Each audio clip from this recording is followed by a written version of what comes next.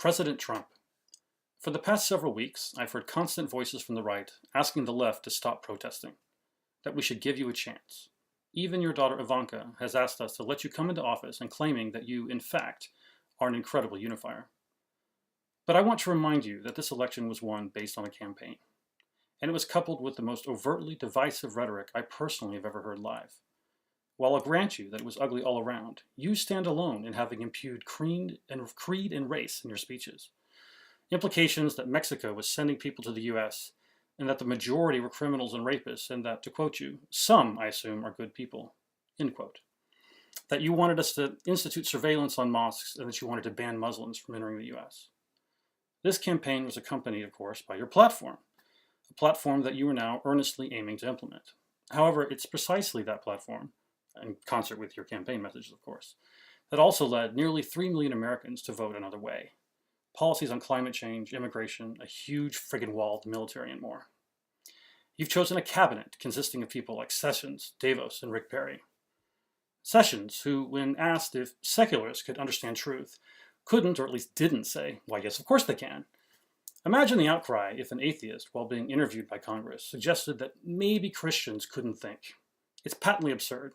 As an atheist myself, I cannot find representation from a man who feels this way.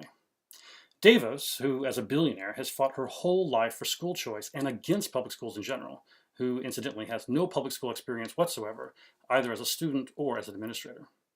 Or Rick Perry, who would head the Department of Energy, an institution he wanted to shut down, an institution that historically at least invests more in physical sciences than any other. Rick Perry, who once quipped that evolution is a theory with a lot of holes in it, and that Texas teaches both creationism and evolution.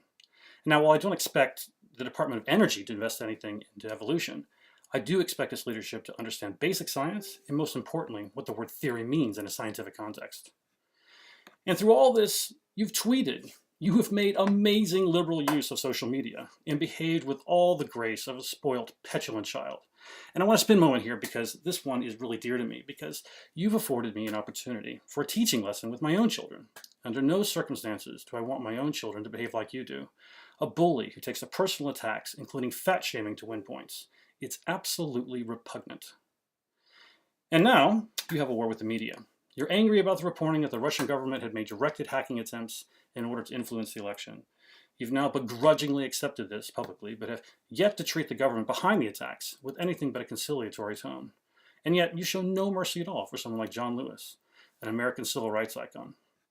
You're angry about the reporting on the turnout from the inauguration, and the reporting on the women's marches from all over the world. Sean Spicer lashed out against the media coverage in general, but by all accounts, the reporting on the turnout, by sources at least like NPR, were accurate. And indeed, the global turnout for the Women's March was immense. I personally participated in the march here in Stockholm, where I live. And to answer your Twitter question, whether these people had voted, I'd say that given that the one I participated in took place in Sweden, most of the attendees didn't vote because they simply aren't allowed to vote in US elections. Now, I have to ask how it is that you, with a good conscience, can lambast the media in general, even co-opting the term fake news, with such vitriol now, while having tweeted numerous times that Obama wasn't born in the US.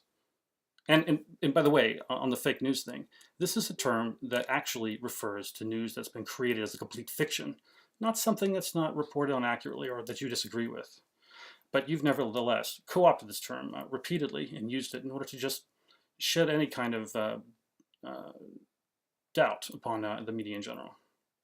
Finally, I want to know how long I'm supposed to wait.